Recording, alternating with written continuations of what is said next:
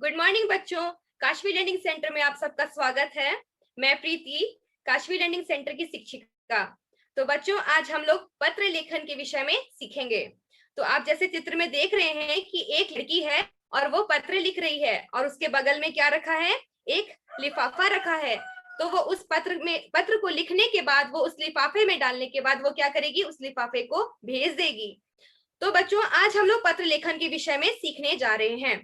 पत्र दो प्रकार के होते हैं, एक है अनौपचारिक पत्र और दूसरा है औपचारिक पत्र।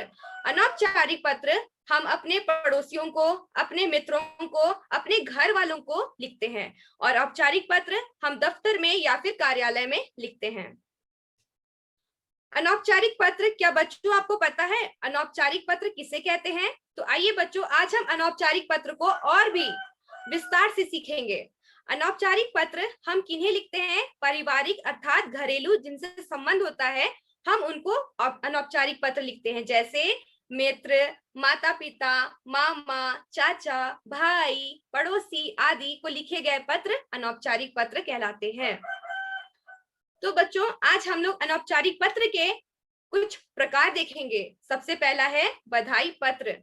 यदि आप किसी को बधाई देना चाहते हैं, यदि उसने क्लास में सफलता पाई है या फिर उसका कुछ अच्छा जॉब लग गया है, तो आप क्या करेंगे, उसे बधाई पत्र के द्वारा उसे बधाई दे सकते हैं। फिर दूसरा है निमंत्रण पत्र। आपका जन्मदिन होता है तो आप अपने दोस्तों को बुलाते हैं, तो उसी प्रकार से आप निमंत्रण पत्र के द्वारा भी अपने दोस्तों को बुला सकते हैं। शादी में भी आप निमंत्रण पत्र के द्वारा शादी में बुला सकते हैं। उसी प्रकार से तीसरा है सांत्वना पत्र या शोक पत्र।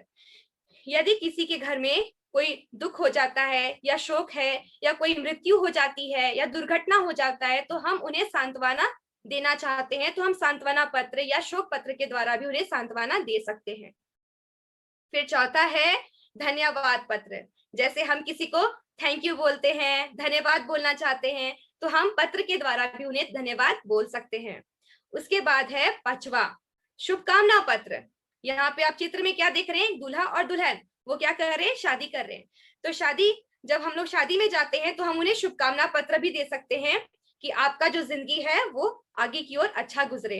फिर छठवा है व्यक्तिगत पत्र। यदि एक बच्चा हॉस्टल में रहता है और उसे किसी भी वस्तु की कमी घटी होती है, तो वो क्या करता है, अपने मम्मी पापा को या अपने माता पिता या दादा दादी को व्यक्तिगत पत्र लिखता है।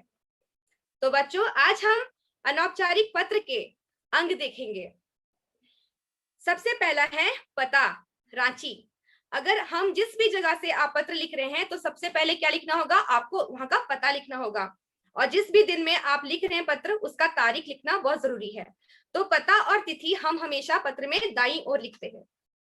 उसके बाद है संबोधन। संबोधन हम बाईं ओर लिखते हैं। संबोधन अगर आप अपने दोस्तों को या फिर अपने भाई बहनों को लिख रहे हैं, तो आप प्रिय लिख करके उन्हें संबोधित कर सकते हैं। या फिर आप अपने बड़ों को लिख रहे हैं तो आप पूजनीय या फिर आदरणीय करके उसे संबोधित कर सकते हैं। उसके बाद चौथा है अभिवादन।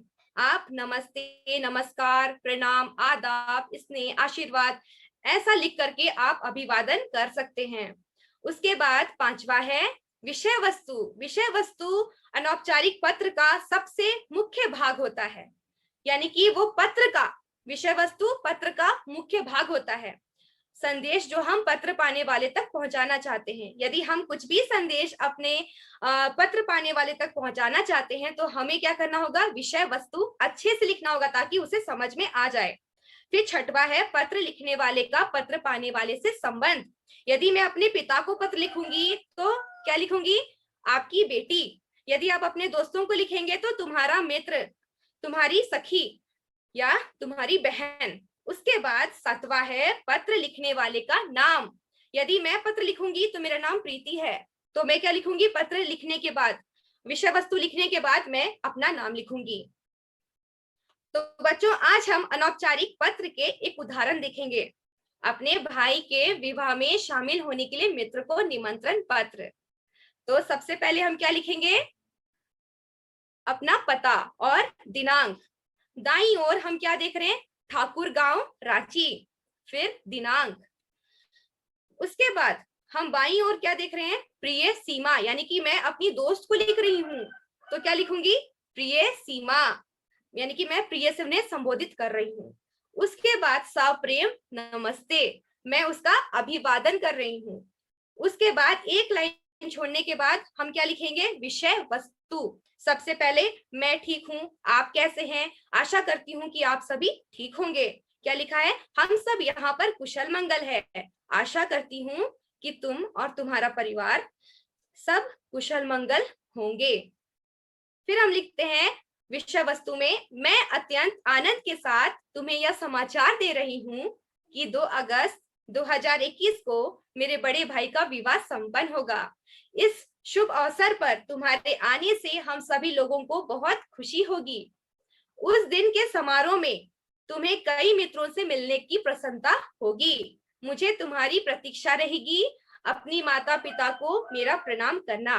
विषय वस्तु लिखने के बाद, एक लाइन छोड़ने के बाद हम क्या करेंगे, बाईं ओर तुम्हारी प्यारी सहेली, यानी कि मेरा और पत्र लिखने वाले जिससे मैंने पत्र लिखा है उसके साथ मेरा क्या संबंध है उसे लिखना।